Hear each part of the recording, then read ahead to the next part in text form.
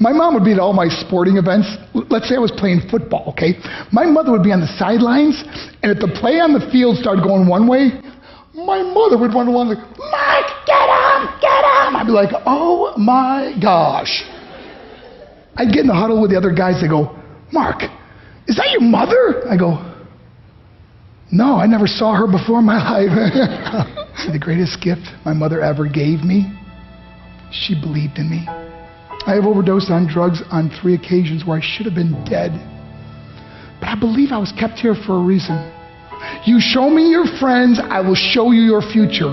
How do I know this? I hung out with losers, and I became the biggest loser of them all because I gave up everything I dreamt about as a little boy because of who I chose to surround myself with. My friends would drive me home at 2, 3, 4 in the morning. We'd be drunk and high, laughing in the car. We'd pull up in front of my house in New York. They go, Mark, the light's on. I go, oh man, my mother's up. See, my mom wouldn't go to bed until she knew her son was still alive. I'd walk in, she'd say, hi Mark, how was your night? I go, it was good, Mom, I'm just gonna go to bed. She goes, can I talk to you for a minute? I go, Mom, I'm tired, I'm just gonna go to bed. She goes, Mark, I haven't seen you all day and all night. Can I please talk to you? I said, man, just leave me alone. You bug me. I'd slam my bedroom door on the one person who believed in me. I was on a worldwide tour and we were wrestling overseas in Japan. After my wrestling match, I went upstairs in my hotel room and I fell asleep. There was a knock at my door at 3 o'clock in the morning. I got out of bed and I looked through the safety window and I could see it was a Japanese promoter. So I opened the door and he said, Mark, you need to call home. There's been an emergency.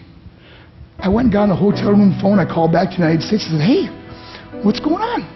They said, Mark, I don't know how to tell you this. I said, just tell me what happened. All of a sudden they started crying. They go, Mark, I can't tell you. I said, just say it. They said, Mark, your mother died. I just threw the phone down. I ran out of my hotel room. I took the elevator to the lobby, and when the doors opened up, I just ran out into the street. I mean, there was no cars, there was no people. It was 3 o'clock in the morning.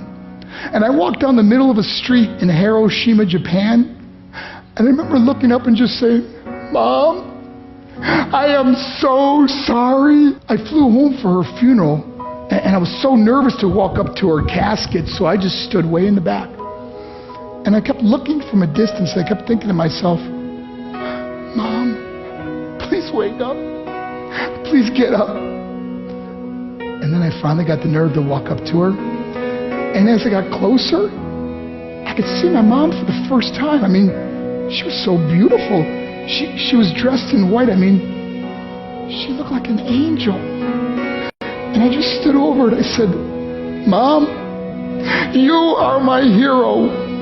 Everything I am, everything I hope to be was because of you.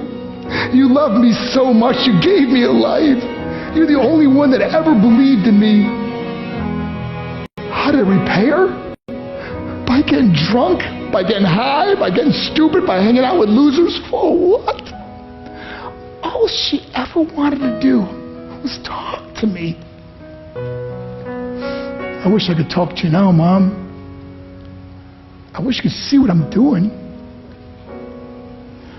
Why couldn't I have been a better son? We are defined by our choices. But if you surround yourself with people involved in drugs and alcohol and pills, it's a dead end. I'm not here to preach to you. I'm here to tell you I lived that life. It leads to broken hearts, broken relationships, broken dreams, and death. For what? To get high? If you have a mother or a father, when you go home, tell them how much you love them. See, my whole life was about being rich and famous. I had to be a millionaire. I had to win the race. I had to win the race at the expense of my marriage, my family, my friends. For what?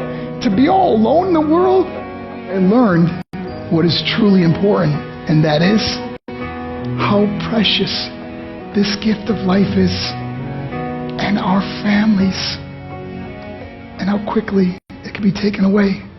See, I no longer live in time. I live in moments. See, it's not what's in your pocket that matters. It's what's in your heart that truly matters.